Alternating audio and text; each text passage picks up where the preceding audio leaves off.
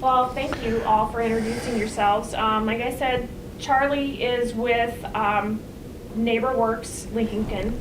He is the Director of Real Estate Development, and he has been in that position for over 4 years. Yep. A little bit about Charlie, as I looked at his LinkedIn profile.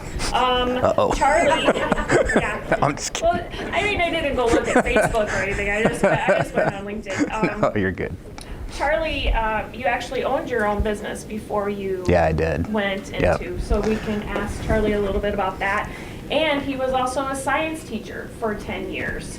So, very interesting background to lead you to where you are. It's amazing. I started working when I was 10 years old. I mean, As we all did, right? right, yeah. Great. Yeah. Charlie went to Hastings College, where he got his Bachelor of Arts, which I love to see another person who believes in liberal arts education. Oh, yeah. I also have a Bachelor of Arts. Yeah. And then received educational administration from UNL. So, Charlie, we'd just like to hear more about you and Yeah. what you do at NeighborWorks, and I'll just let you go ahead and take the stage. Yeah, so thank you for that, and thanks for allowing me to be here. It's a pleasure to talk to all of you. I am I never thought that I was going to be one of those people that changed careers multiple times. I had always just been kind of a stick with the same thing type of person. Like Amy said, I taught 7th and 8th grade science for 10 years at Pound Middle School here in Lincoln. And before that, I'm from Laramie, Wyoming originally, and found my way to Hastings College to play baseball. So that brought me to Nebraska and met my wife, and we both student taught in Lincoln.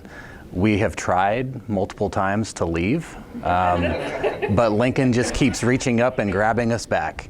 So here we are. We have fully embraced living in Lincoln. We love Lincoln. We have 3 kids that are all we have actually 3 different schools: elementary, middle, and high school. So I joke that I part-time run a taxi service. I'm sure a lot of you can relate to that. But yeah, so I taught for 10 years, and then I had worked construction in high school with a family friend, and kind of learned the basics. And I had done some various things with my summers off. I'd coached baseball, ran detasseling crews, was always kind of looking for that thing that all teachers have in the summer. And hadn't really found it. It was kind of every summer was a little bit different. And I've always had a desire to help others. That's just kind of been the defining through different phases of my life. And I decided with one summer I was going to send an email to everyone I knew and just say, hey, here's the deal. I have the summer off. Do you have odd jobs, things you need done that you've been putting off, that you want someone that you can count on just to come get it done? I sent the email. Within about 12 hours, my entire summer was booked. And I spent the entire summer just doing odd jobs. I mean, anything from painting barns and houses to demolishing chicken coops to doing landscaping projects. You name it. It was part of my summer, and I loved it. It was great. Got to meet a lot of neat people, and people that I still keep in touch with. Was able to do a lot of service. One thing, you show up to do one thing, but then there's folks that there's 12 things that need to be done at their house, so you do the 12 things, but you charge for the one. So I was a full-time teacher. I had my income, so it was really easy to be very generous with my time. That led to I did that all summer. The next summer I did the same thing. The scope of the projects kind of increased. Got into some bathroom remodeling, did a kitchen remodel during the summer. That bled over into that next school year, and I found myself working full-time as a teacher, full-time as a remodeler, running my business, Homeworks Remodeling. And we did that for a year, and my wife and I finally decided, it's like, we're not doing this again. So I had to decide, and I talked to my principal, great guy, great friend of mine, still to this day. He just retired, actually. And we worked out a schedule that I could teach in the morning and then do my business in the afternoon. So I left Pound Middle School at 11:40 every day, and I had half the day to do everything else. And that worked for a year. And then I had to make, it's like, I can't be on the fence. I got to make a decision. So I decided to go all in on HomeWorks, be completely self-employed. Being self-employed is hard.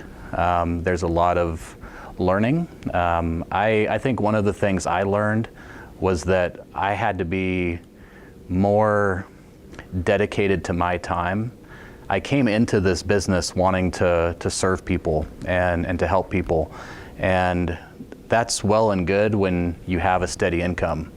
But when you're trying to get jobs done and you have to account for your hours and it determines whether you have food on the table for your kids, you have to be a lot more strict on that. And I really struggled with that because my heart wanted to spend the extra hour helping whoever it might be. But that didn't make financial sense.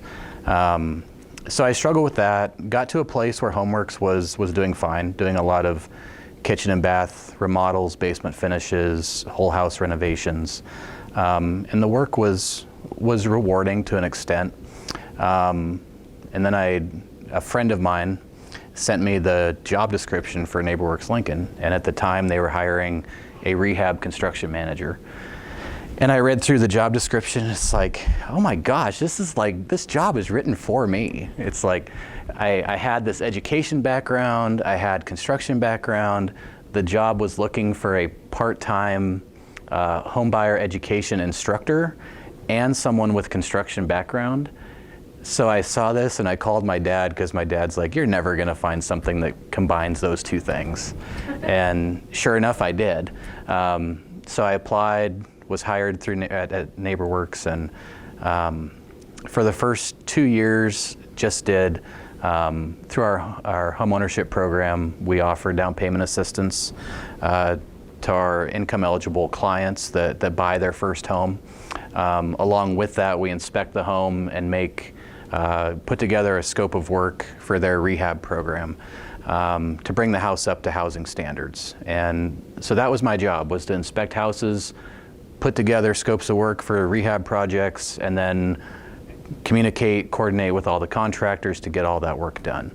And that was about 2 years. We've had some internal reshuffling, and I've grown into a lot more of the real estate side, on the acquisition side, the new construction projects, and that's where I find myself today, is kind of wearing, like in most nonprofits, most businesses, you wear multiple hats.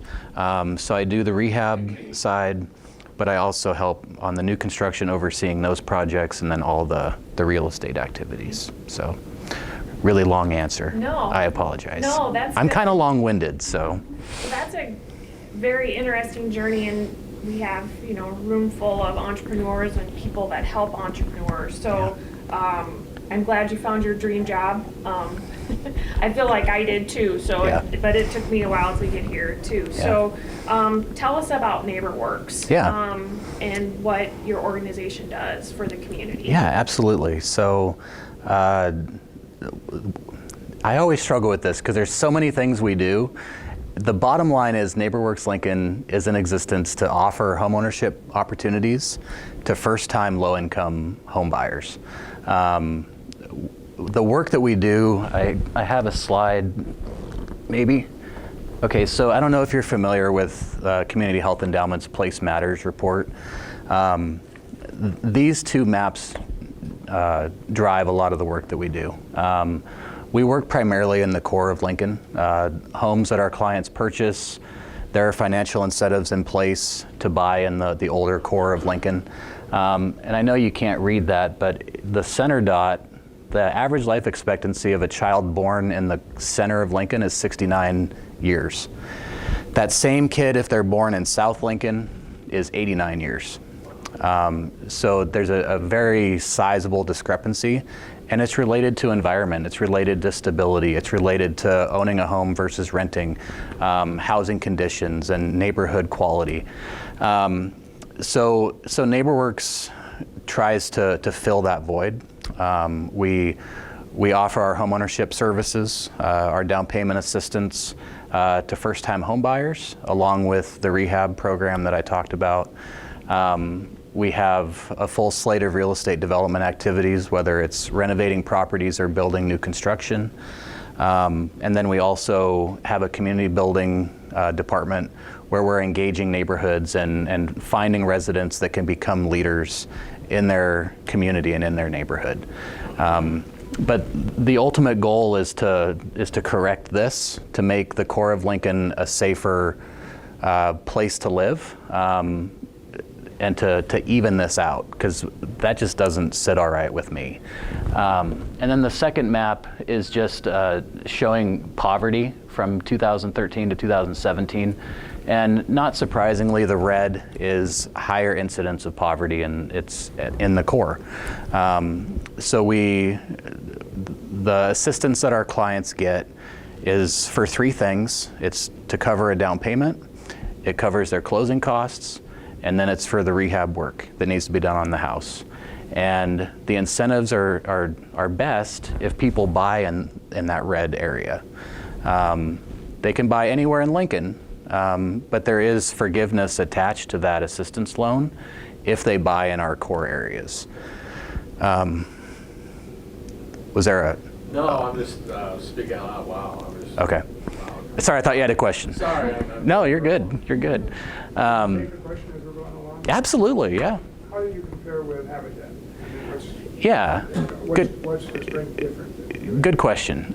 So I always start by saying one of the things we offer, our home buyer education program, we educate 300 individuals a year on the real estate process, on the home buying process, budgeting, getting your credit repaired, how to inspect, not necessarily inspect a home, but evaluate a home.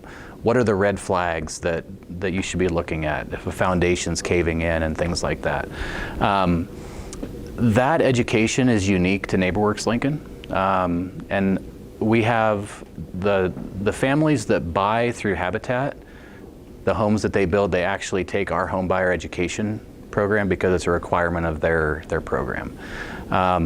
So off the top, I mean, that's one difference, and that home buyer ed program is really where we have our biggest touch with the community. 300 people a year. NeighborWorks has been in business for 37 years. That's a lot of folks that have benefited from that program. Our data tells us that 50% of the people that go through the home buyer ed program will buy a house, most with the NeighborWorks program. The other half either move or continue to rent or buy on their own without an assistance program. But the idea of that education program is to prepare people for the financial and just all of the things that go into being a homeowner. On the front end, through the loan processing, through the inspections, but also interacting with your neighborhood and budgeting, so you have adequate resources to pay your mortgage. Another difference, Habitat, typically it's the clientele that they serve. In our business, we break it down by area median income. So we serve people at 80 to 120% of the area median income. Habitat tends to serve people below that. And they have a different model. I know they do their builds, it's volunteer based. They're also trying to get into rehabilitating properties and doing a repair program. But Habitat is more volunteer based, fewer units, but at a lower income level than what NeighborWorks does. I always explain that our clients have the monthly income to make a mortgage payment. they don't have sufficient monthly income to save up that nest egg for a down payment. So that's where our assistance comes alongside and really opens that door for, okay, the down payment has been the stumbling block. We can help you through that and get you into a home that you have the resources to make the monthly payment. And we really like to brag. We have a foreclosure rate of 0.08%. So that's pretty good when you're working with low to moderate income individuals, which is well below every other average that you could look at. Where's your funding come from? Good question. Funding comes primarily, we do raise money for operating costs. We have fundraisers and we have donors that provide operating funds. We have our opening doors event coming up in September. And we get donations. But our construction, our down payment assistance, all of that funding comes either from the city of Lincoln or through the state of Nebraska. Through, yep. Yep. All right. Any other questions? I guess kind of on the question side, in the atmosphere of the Wild West of the housing market and everything, Yeah. I mean, how was your I mean, I'm sure this has been a significant challenge. Oh, yeah. Getting your clients to really actually get access to Yeah. homes. Yeah. It is, because a lot of, just based on price, a lot of our clients are looking in the, I would say, average $150,000 range, which is also prime for investors. They're looking to add a property to their portfolio, to rent. So there is some direct, they're competing with each other. Especially when right now everything, or not everything, but a lot of the offers are going to full cash offers. Oh yeah, I mean, I feel like it's slowed down a little bit, but there was a point where every day I should have kept a log of the ridiculous offers that like talking to agents, like they list a property and within 12 hours they have 20 offers that are over asking. And escalation clauses are kind of standard operating now, and appraisal gap coverage and all of these things, no inspections, which I foresee the next couple years people are gonna start realizing the things that are wrong with their homes, and they're not gonna have an idea what they bought, because they bought the house, but they also bought all the problems that usually a home inspection uncovers, but hasn't been yet. So it's definitely a challenge. I wouldn't say we have started to see some decline in just our production numbers. Not so much in the people that we educate, but just in the number of contracts that we get in place for people to buy. And it's not huge, but it's definitely down from where we were historically last year or the year before that. So, any other? You guys have great questions. All right, so this just kind of outlines what we've already talked about. There's a 10-hour home buyer education course that's HUD certified, Housing and Urban Development. And then NeighborWorks, we provide an assistance loan for down payment assistance for closing costs and then for rehab. That loan can go up to $35,000 to include all three of those components. So really in this program, we're limited to the homes that we can work on, and it's frustrating because there are homes that need a lot of reinvestment, and they don't necessarily fit with this program because our rehab budget is fairly is on the smaller side when it comes to construction.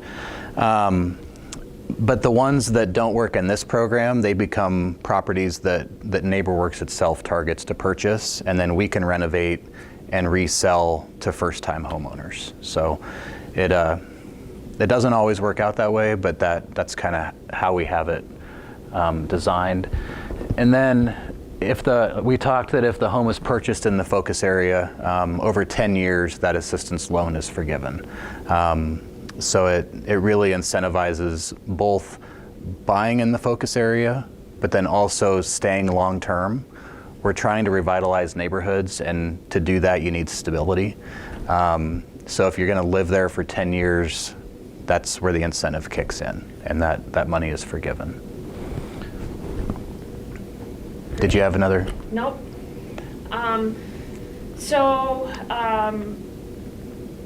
Tell us a little bit about, you said you have tried to get out of Lincoln, you and your wife. Yeah. So tell us a little bit about maybe some of the favorite places that you like about Lincoln, things you like to go and eat, or businesses that you like to give your business to. Yeah, that's a good question. I'm not super, I don't know, I'm not super creative. So I really, when it comes to places we go as a family, I mean, the time that we spend, there's a lot of time spent in parks. I mean, Lincoln is blessed with tremendous parks. We do a lot of biking. In terms of businesses, we really like Copal. That's one of our go-to. Fireworks. I used to not enjoy going to the Haymarket because I'm from Wyoming and we don't have parking problems.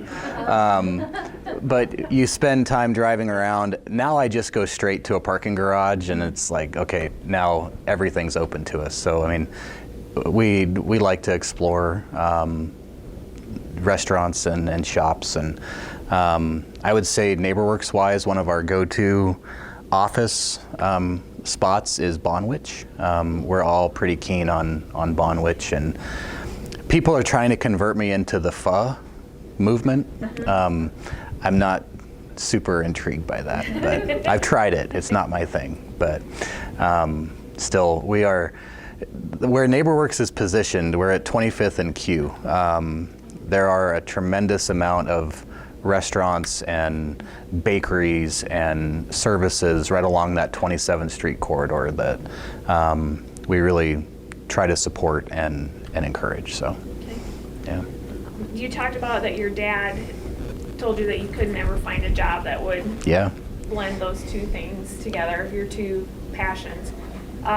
Besides advice from maybe your dad, what's a great piece of advice that you've gotten from somebody, or that you've gleaned from a book, or somebody that you've heard speak? I am all about relationships, and my opinion is that humans are meant for community. And I come back to, there's a saying, if you want to go fast, go alone. If you want to go far, go together. And I think that really is counterintuitive to America. It's not so much to other places in the world. But in America, we have this mentality, it's like, I'm going to do it myself.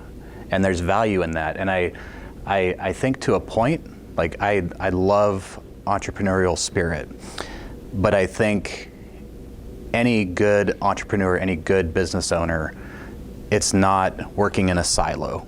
It's having the people around you that you can ask questions. I'd like to use the expression iron sharpens iron.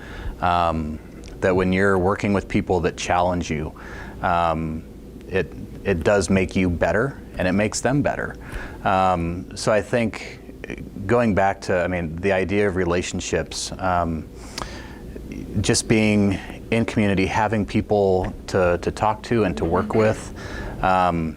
And I try, and it's sometimes really hard in the construction world because people are just kind of rude sometimes.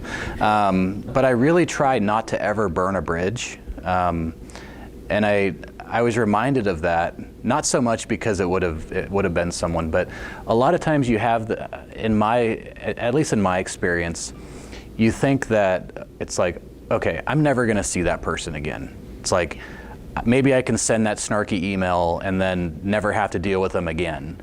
But things do come back around, and I was reminded of that. I was there's a property we're renovating in South Lincoln near Highway 2. And I was meeting a company that was delivering the appliances. And they give you like an 8-hour window, which is really frustrating when it's not your house. So you're kind of trying, like I'm at my house. It was on Monday, we were celebrating Juneteenth, so I had the day off. And I'm smoking a pork shoulder. And I've been doing this all day. And I know the window is from 12 to 8. But it gets to be like 5 o'clock, 6 o'clock, and I haven't had a call. And I decided, it's like, okay, pork's done, take it off, let it rest, get it all shredded, we're gonna have dinner. Well, who calls as soon as I take it off the smoker? It's the appliance company. So I have to drive out there and meet the company to deliver the appliances. And I'm frustrated. It's like, literally I'm frustrated. It's like, I want it, now my family's gonna be eating this meal that I've prepared. It was supposed to be this thing that we all did together. And I show up and lo and behold, one of the delivery guys was a student that I had taught when I was at Pound.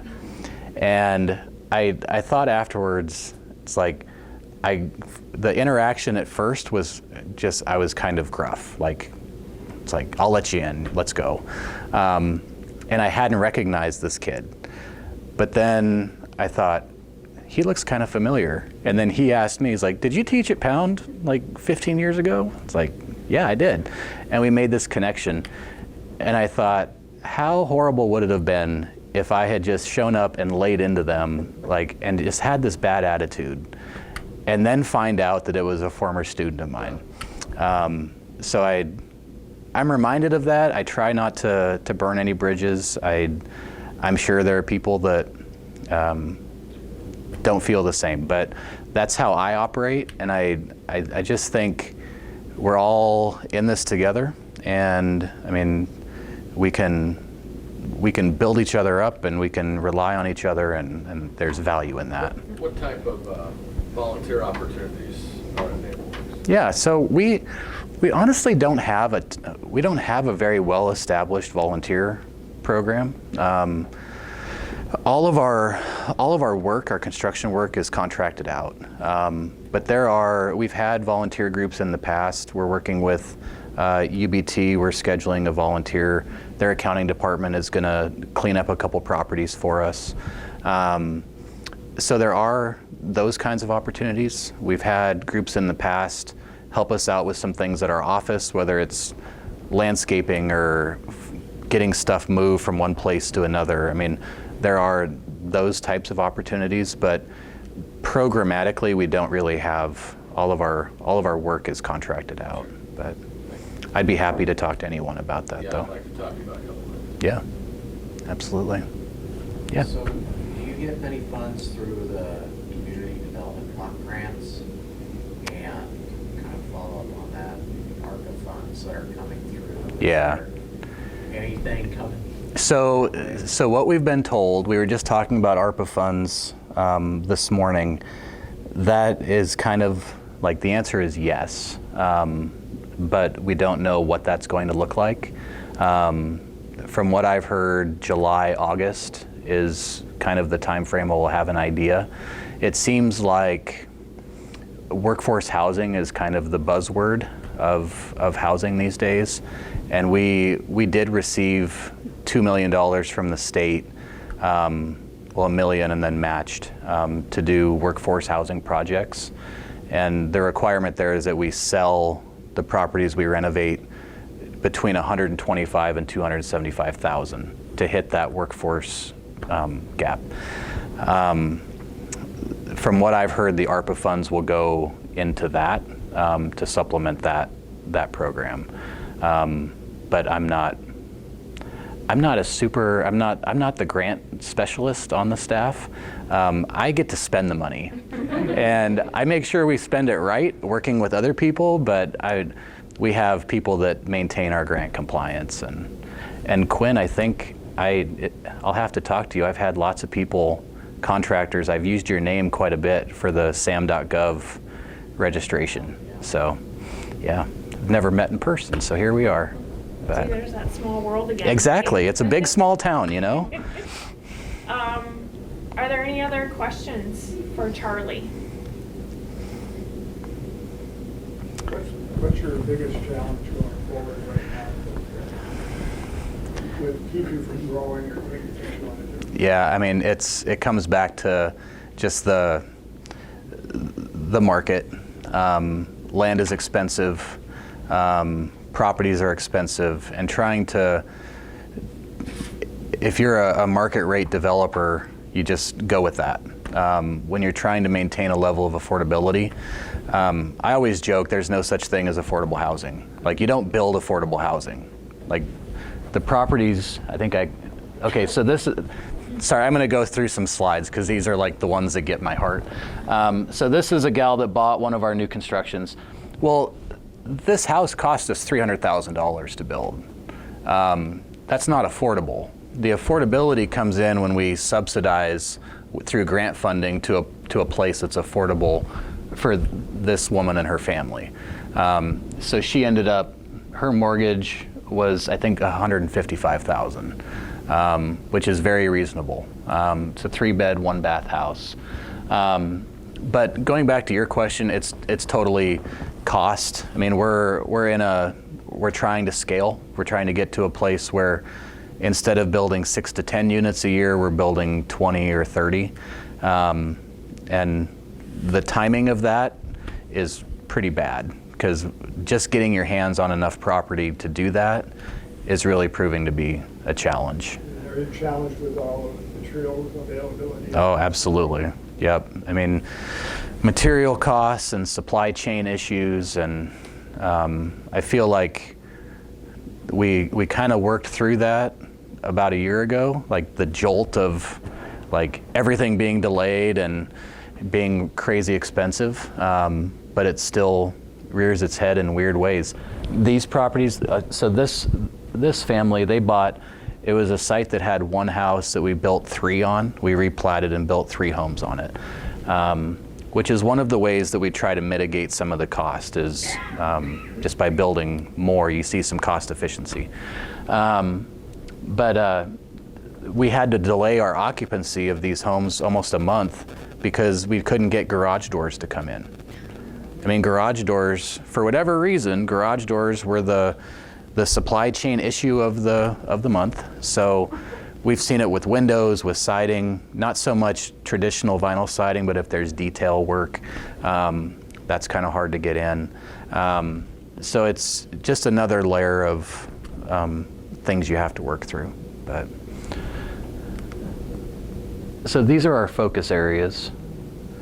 So the red is the neighborhood revitalization strategic area, and then that's determined by the city of Lincoln.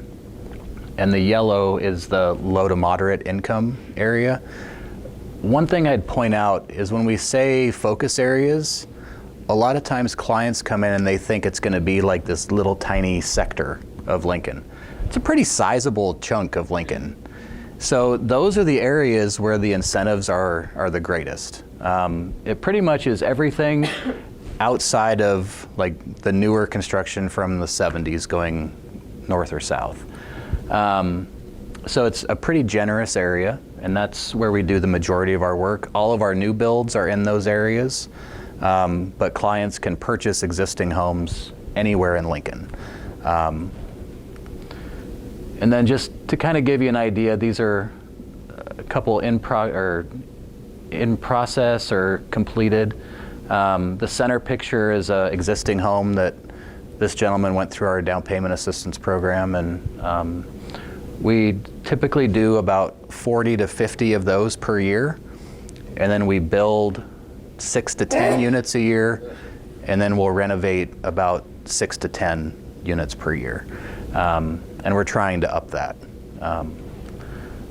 These are some new construction. These are this is Antelope Square in Antelope Village on Q Street, heading down towards Antelope Valley into downtown.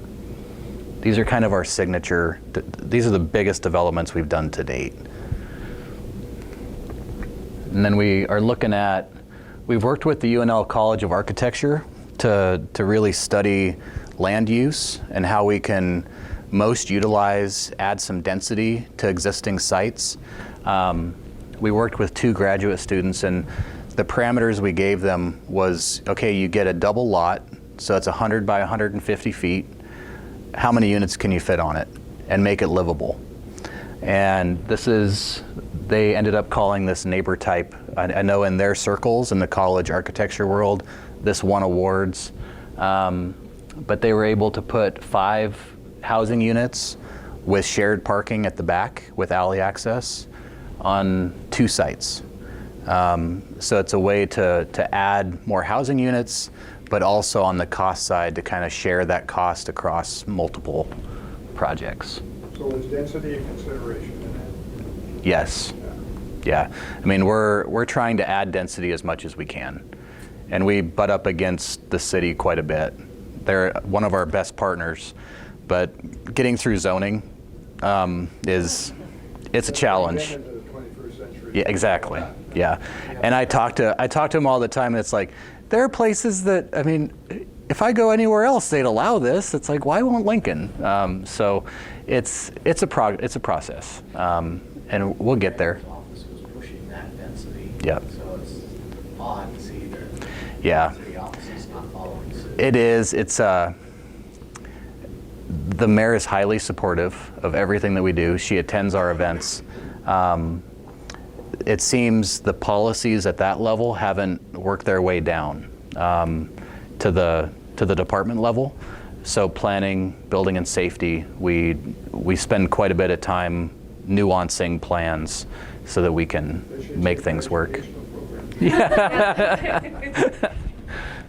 This is a front back duplex that we actually have 4 of these under construction right now. And the idea here is that this site usually has just we tore down a single family home. There's no alley access, so we have to have the parking at the front. And the idea is that you have 2 separate units, one in the front, one in the back, that are each owned separately. And then the parking is shared, as you can see, with the really fancy, I think that's like a Tesla or something. But I gave our architect a hard time for that. But it's a strategy we're looking at, and we've rolled this out on 2 sites, so we have 4 units, and we'll continue to modify it. And then this is another project that we got in the works. We're still a ways away from breaking ground on this, but we own a site at 46th and Pioneers, which is currently a community garden. Community Crops, who does the garden, they office out of our building. So we're partnering with them, actually helping to relocate them to Gear Library, to a site that I think is going to create a really great area. You have a library, you have a community garden, and you have the playhouse. I mean, all in that little triangle. So they're moving to a new site. We own this land, and the idea is we're going to develop anywhere from 11 to 16 row houses that will fit there. So are you having community pushback on that? Neighbors pushing back on that? I've met with the College View and South 48th Street neighborhood associations, and they are completely on board. Because I know some of the neighbors in that neighborhood. Yeah. Yeah, because it was originally a orchard, no, it was a nursery in that area, correct? I don't know. Okay. As far as I know, it's been a garden, and then when we did our environmental review, it went back to the 40s. It was 2 single-family homes. So what it was between, I'm not The nursery certain. was farther towards Prescott back in the day. Okay. Okay, because, yeah, a friend of mine lives in that neighborhood, and he Sure. was saying that he owns some of that original. Yeah. Who's the architecture firm here we're looking at? This one is Sinclair Hilly. Oh, John Kay's the friend of mine. Okay. Do you use the same firm? No, we actually, so we've worked with Sinclair Hilly, Dan Grasso on this one, and then the front back duplex. We actually brought him on staff. Michael Harpster is his name. He was with BVH Architecture, and he designed this one while he was with BVH, and then we convinced him to come work for us. So we're doing more of our architecture in-house, But this one, we are working with Sinclair Hilly, and to be honest, I mean, this is where it stands now, but we're looking at some pretty significant redesigns. This configuration would be 11 units, and I think we can get probably 14 or 16 by reducing some square footages. The biggest units here are 4-bedroom, 3,200 square feet, which is too big in my opinion, but I think we can nuance this to fit some more units there. Who would be the potential client? Yeah, so this project, we're dedicated to it being a mixed income development. So half the units will be sold market rate, and then we can use those sale proceeds to subsidize the low income units. From the street, there will be no distinguishing characteristics. It'll look fantastic. Half of the units that would be sold to our low income first time home buyers. Because there's a need in that neighborhood. Yep. Yep. And it was interesting when I met with the neighborhood associations, the first things they asked me, they knew that we had bought it, and they were really excited because they are familiar with NeighborWorks and what we do. But they kind of jokingly said, "You're going to build a grocery store, right?" I'm like, "No, I'm sorry." Like, they desperately need a grocery store in that neighborhood. So you can use all of your entrepreneurial energy to fix that problem. So are these going to be townhouses or condos? There'll be row houses that are individual condos. Okay. Yep. Yep. And I think that's, yeah, so the other, do I have any more time? Or? Yeah, yep. So we're working on a couple citywide initiatives right now. We are the 4 front-back duplex units that I mentioned. Those are going to be the first 4 units in our community land trust. And that changes the ownership model to where the land trust owns the land, the homeowner owns the property, and they have free use of that property. But what it allows us to do is maintain affordability for the long term. Because what we've seen are the homes we build, they're affordable to the first buyer, but then when they sell, they're not. I mean, they sell market rate, and we've lost that as an affordable housing unit. So this model gives us that ability to maintain affordability long term. 44 other states have land trusts in place going all the way back to the 70s. It's a really effective way of creating and maintaining an affordable housing supply. We're always looking to build our contractor workforce, particularly on the low income side of things. We're actually required, but we find value in looking for employees in the areas that we're serving. And so that's always on the forefront of our minds, is going in that direction, and finding people that would benefit. I mean, not just that are low income, that are working on developing their business, and we can kind of alongside them kind of help build and shape their business into something more. So that's that. And then the Lincoln Home Resource Center, that's a dream of mine. It's kind of a one-stop shop for all home needs, whether you rent or own. If you have repair questions, or there's a plethora of sources out there, anything from emergency loans through the city to an at-risk tree program to LES credits and incentives. There's just a lot of incentives out there that this would be kind of a clearinghouse for. And then also the idea would be to run like a small business development center through this platform. So that would be kind of a long-term dream of mine. It would be to have something along those lines. So that's NeighborWorks. Any additional questions for Charlie?